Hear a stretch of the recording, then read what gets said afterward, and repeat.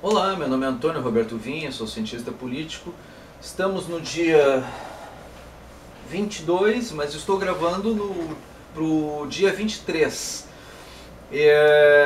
Acabou nesse momento o julgamento do STF, onde os ministros estavam decidindo sobre questões da delação premiada. Isso é extremamente importante porque afeta diretamente a Lava Jato e todas as questões que hoje estamos tratando do combate ao crime organizado nacional.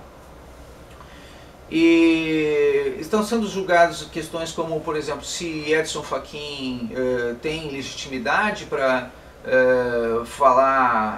fazer algumas homologações, se depende especificamente do colegiado homologar as questões promovidas de delação premiada do Ministério Público ou não no final, né, se ainda existe uma instância final que seria do STF. E aí eu chego à seguinte observação. Sim, tudo bem. Digamos que aconteça que seja feito algum erro por Sérgio Moro, qualquer erro que seja. Né? Aí diz assim, bah, Antônio, mas aí tu está querendo dizer assim, de repente eles podem pegar e não homologar alguma questão contra o Lula, por exemplo. Gente, existem alguns detalhes bem específicos nesse processo. E eles deixaram claro isso na discussão deles. Tá? Se for identificado que Lula é o chefão, e por isso que é importante deixar claro quem é o chefão nessa história. Porque se eles disserem que é o Temer, como estão tentando, o pessoal do PT está dizendo que é o Temer o chefão. Isso permite que Lula faça declaração contra Michel Temer e, não sendo ele o chefão, fique impune por uma delação premiada. Vocês entenderam a situação? Porque, pela lei, a pessoa que for o comandante, o chefão desse processo, não pode fazer delação premiada nenhuma. Então ele não seria beneficiado em hipótese alguma por uma delação premiada.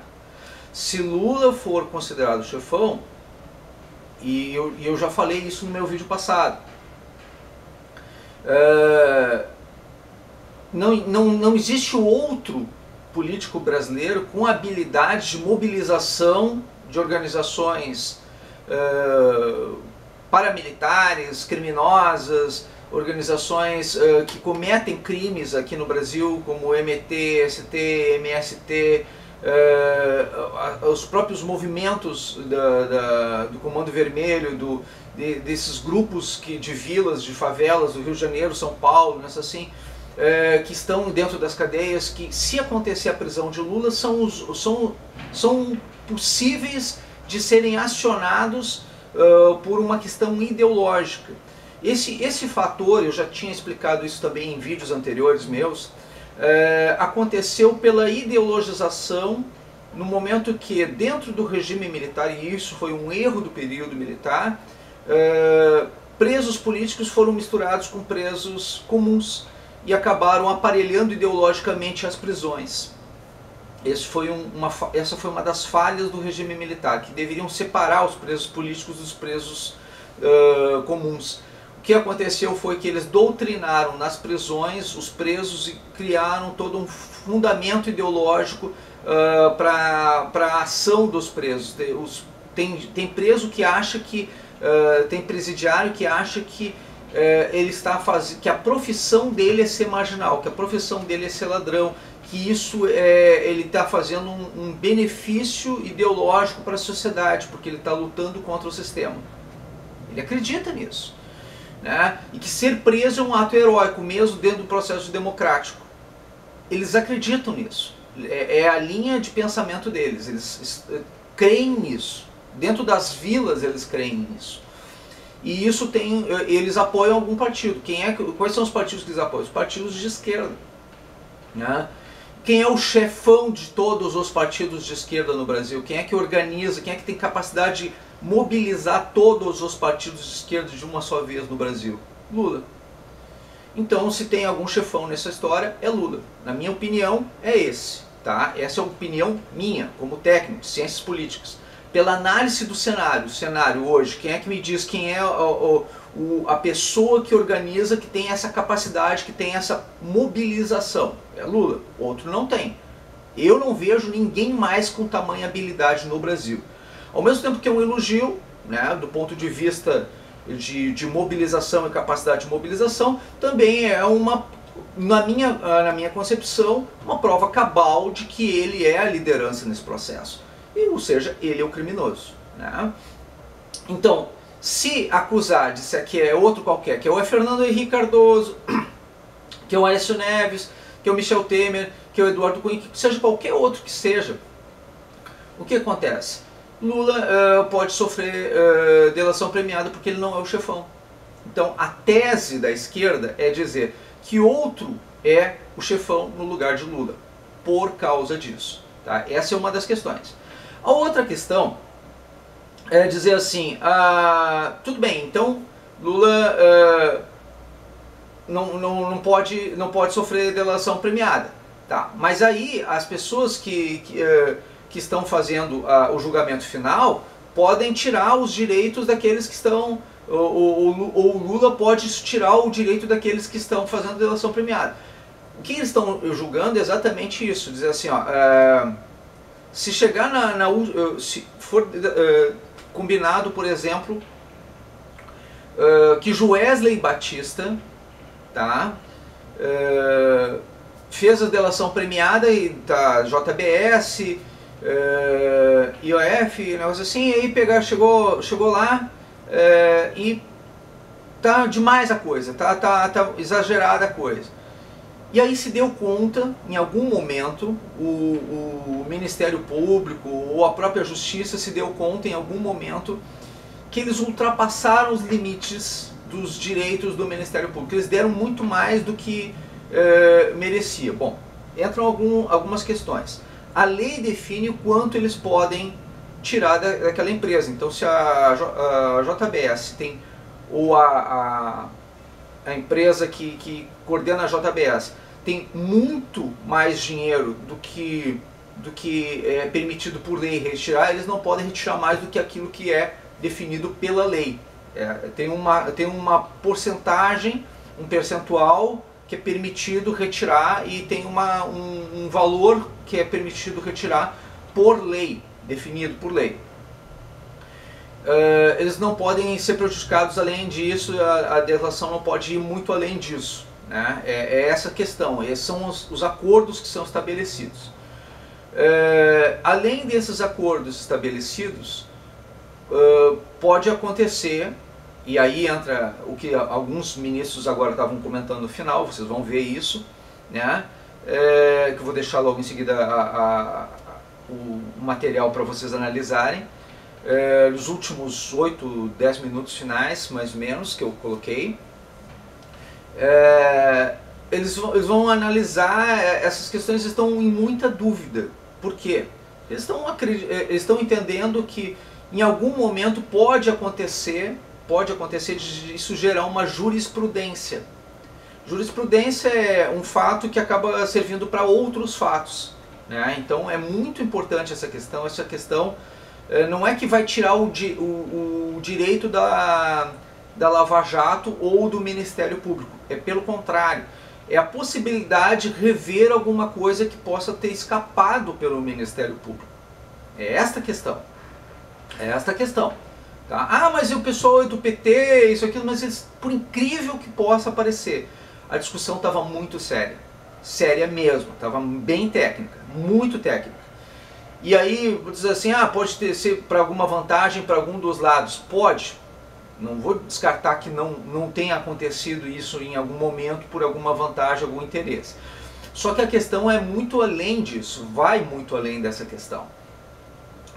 Na possibilidade de Joesley Batista, por exemplo, que não é tão remota assim, gente. E aí eu vou explicar por quê. Ser sócio do Lula. Ser sócio do Lula. Aí diz, tá, mas como é que o Lula vai ser sócio e o pessoal não sabe? Não tem um contrato lá, alguma coisa que defina quem são os sócios aqui? Ele pode ser um sócio investidor. Ele pode ser cotista. Né? Ele pode ter ações. Né? Ele pode ser um sócio majoritário da JBS, sendo que, na verdade, o Joesley é um laranja dele. E se for comprovado isso? E se os irmãos Batistas são laranjas do Lula? E se ficar comprovado isso? Na verdade, eles não, pela lei, se acontece isso e eles estão fazendo essas delações contra, por exemplo, o Aécio Neves, contra o Michel Temer e tudo, se ficar comprovado esta relação de Joesley com Lula, salva-se Michel Temer, salva-se Aécio Neves e acaba a delação premiada dos irmãos Batista. Se ficar comprovado, basta comprovar que os irmãos Batistas são associados de Luiz Inácio Lula da Silva, cai por terra toda a delação premiada dos irmãos Batista. Porque eles se tornam sócios, eles são parceiros. O chefão seria Lula, mas eles perdem a delação premiada. Simples questão de erro de ofício. Né? Eles perderam o direito de fazer qualquer coisa porque eles estavam agindo em benefício do chefão. Né? Induzindo a justiça ao erro. Né? Então toda aquela delação foi águas abaixo. Mas quem é que vai julgar esta questão, uma vez que avançou o processo? Quem é que pode fazer isso, uma vez que já foi acordado com o Ministério Público a delação premiada?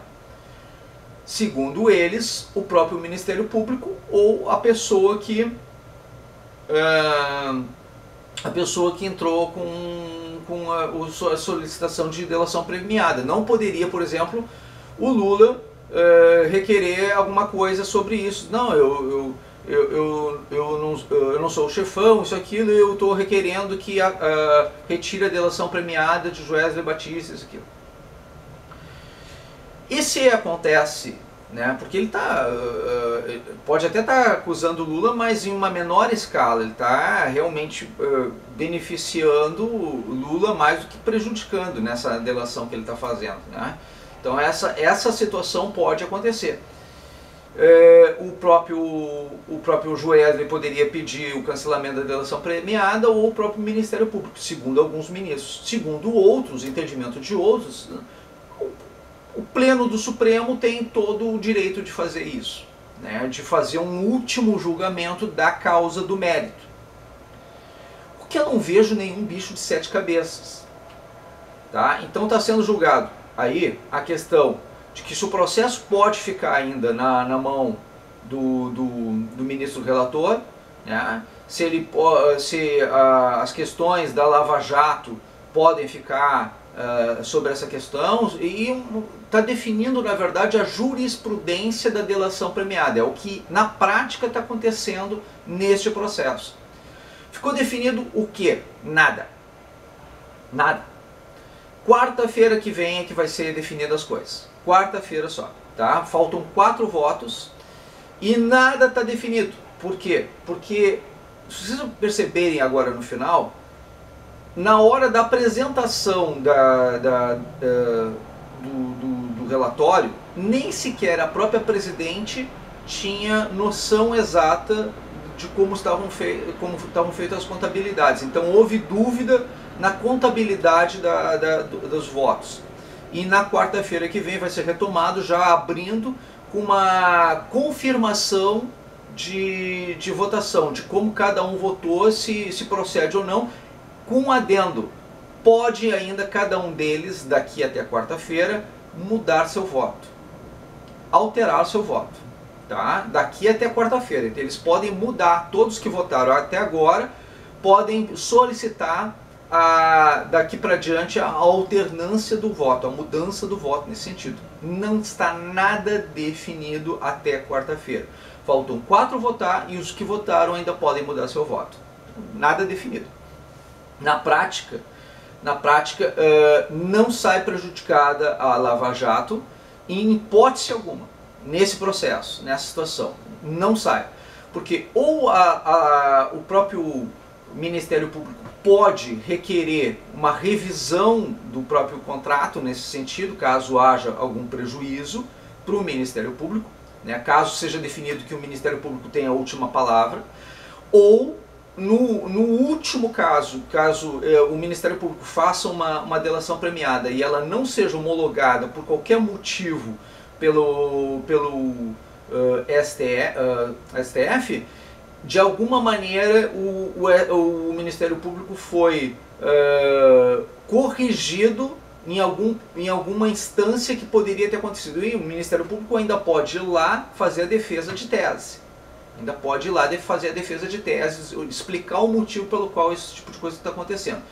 Não é rasgar o contrato, é endossar o contrato, é dar celeridade para o contrato. É dizer, mas aí tu está fazendo com que a coisa não tenha lastro e vai ficar ruim de fazer a negociação. Bom, no momento que tu quer fazer uma delação premiada, tu tem que assumir o risco, porque tu já cometeu o crime. Tá? Então tu quer assumir o risco de que não seja homologado no final, tudo bem, mas tu tem que provar que aquilo que tu está falando é verdade e tu tem que agir nas formas do processo. Então, se tiver tudo corretinho, eles só vão analisar, vão dizer, tá legal, não tem problema, tá certo, continua desse jeito. Então, aí pode até botar para analisar lá no STF, ele vai olhar, vai dizer, não tem nenhum problema, tá tudo certo, tá homologada a situação. Não tiver homologada, quem sai em benefício desse processo é o próprio Ministério Público, que acabou tendo uma revisão do processo e uma correção naquele momento. Entendeu? Tiver qualquer situação. E aí só quem sai prejudicado é quem fez a delação, ninguém mais. Ninguém mais. Tá? Porque o Ministério Público não vai sair prejudicado nessa situação. Exceto se houver corrupção dentro do próprio Ministério Público. E é uma das questões a ser analisada. Porque existe aparelhamento ideológico de Estado. E quem diz que não pode haver esse aparelhamento ideológico de Estado dentro do próprio Ministério Público? Então, uma revisão dessa questão é porque se existe dentro do Judiciário, se existe dentro do Executivo, se existe dentro do Legislativo, por que não pode haver corrupção dentro do próprio Ministério Público? Por que não pode haver uma delação premiada que não é merecida? Pode acontecer. Pode acontecer esse tipo de situação. Tá? Ou um erro, simplesmente um erro. Tudo isso é questionável. Daí a importância do assunto que está sendo discutido, porque é novo, recente. Delação premiada é muito recente. Foi criado agora, no governo anterior. Tá? Então é muito importante que a gente faça esse análise, esse estudo. E eu não vejo, no meu entendimento, não vejo prejuízo nenhum para a Lava Jato em nenhuma das situações. Eu vejo que isso vai gerar uma jurisprudência, é extremamente inteligente, extremamente interessante esse tipo de constatação, e que em momento algum, eu pelo menos, até o presente momento, não vi prejuízo nenhum, seja qual for a decisão que vai ser tomada pelo Ministério, pelo STF, né, pelo Supremo Tribunal Federal. Né? É a interpretação que eu tenho. Posso estar enganado? Posso. Mas, em princípio, das duas maneiras, eu vejo que é benéfico para o Ministério Público e para o combate à corrupção no Brasil. Tá? É claro que vocês podem ter a opinião de vocês, divergente da minha, nesse sentido, podem fazer os estudos de vocês, as pesquisas de vocês. Eu vejo que quem está ganhando com tudo isso é o combate à corrupção. Porque, de um modo ou de outro, havendo a possibilidade de ainda rever alguma coisa, fazer uma correção no final, seja qual for a decisão que seja tomada, isso facilita o combate à corrupção de uma maneira ou de outra, de qualquer maneira. Tá? Então é essa a minha interpretação. É isso. Muito obrigado pela atenção dispensada. prevenção neste caso e negando provimento ao agravo regimental, foi ele acompanhado pelos ministros Alexandre de Moraes, Roberto Barroso, Rosa Weber, Luiz Fux, Dias Toffoli e o ministro Ricardo Lewandowski. Observações que respeitosamente fiz. Não sei se, mas para mim me parece que o voto do eminente ministro Ricardo Lewandowski, no que se refere à questão de ordem, acompanha em parte o eminente relator. Por quê? Porque entende, Sua Excelência, o ministro Lewandowski, entende plenamente revisíveis sob a perspectiva da legitimidade jurídica as cláusulas anteriormente objeto da homologação. É verdade. Não é? Sim. Sim, se me permitir, com a ponderação que o ministro Celso faz, o sentido da eficácia a que me refiro é um sentido mais contido. Pois não. Não, eu quero dizer o seguinte, quer dizer, em essência, eu estou coincidindo com o voto do ministro relator. O que eu não... Sua colocação, não, o que eu não posso admitir... A colocação do ministro Ricardo, porque, por exemplo, eu não tenho condições de homologar as cláusulas do acordo, porque eu não conheço o acordo. Por isso, a tese que adotei, que o ministro Celso está a ponderar, é no sentido que a sentença pode examinar os termos do acordo e sua eficácia, sendo que, como esclareci, o exame de regularidade, voluntariedade e legalidade é feito pelo ato homologatório. Mas acontece, eu queria... Não aceito, e pelo menos foi o que assentaram os que seguiram Vossa Excelência, até com os esclarecimentos depois das ponderações do ministro Fux, no sentido de que elas não seriam revisitadas para qualquer modificação, o contrário do que assenta o ministro Lewandowski, que acha que seria, não? Desculpe, senhor presidente, não, eu simplesmente estou dizendo o seguinte, quer dizer, em princípio, a homologação do relator é rígida e válida sob todos os aspectos, mas se o plenário, à luz da coleta de provas que é feita posteriormente, sob o crivo do contraditório, se deparar com uma nulidade insanável ou com uma ilegalidade intransponível, eu não posso crer em sã consciência que nós, no plenário, possamos ficar silentes com relação a isso. Inclusive matéria de ordem pública, que pode ser reconhecida a qualquer momento. Eu não quero crer, senhor presidente, que nós abdiquemos, que algum ministro deste plenário abdique de examinar a qualquer momento uma ilegalidade patente, flagrante. Mas como ministro... Então eu não tenho divergência com o ministro. A posição do ministro Lewandowski é diferente da minha. Sim, e é por isso que ouviremos ainda o relator que está pedindo a palavra.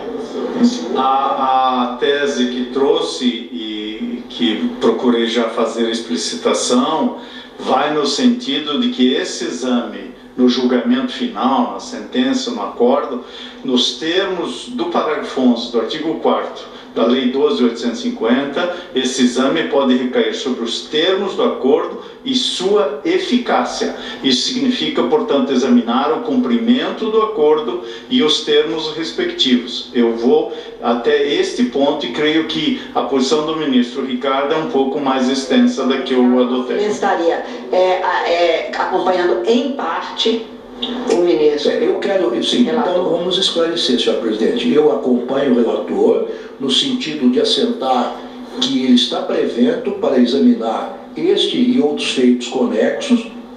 Também acompanho o relator ao entender que é da competência de Sua Excelência para homologar, num primeiro momento, a delação premiada de que se cuida nesse momento.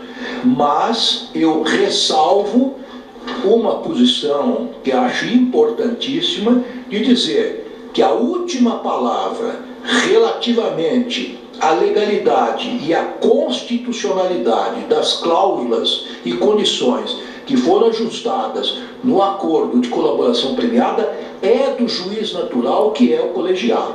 Isso não significa que nós vamos, nesse segundo momento, ingressar no juízo de conveniência e oportunidade que é próprio, que é privativo do chefe do Ministério Público, assim como o voto. Pois não, então eu estou programando aqui.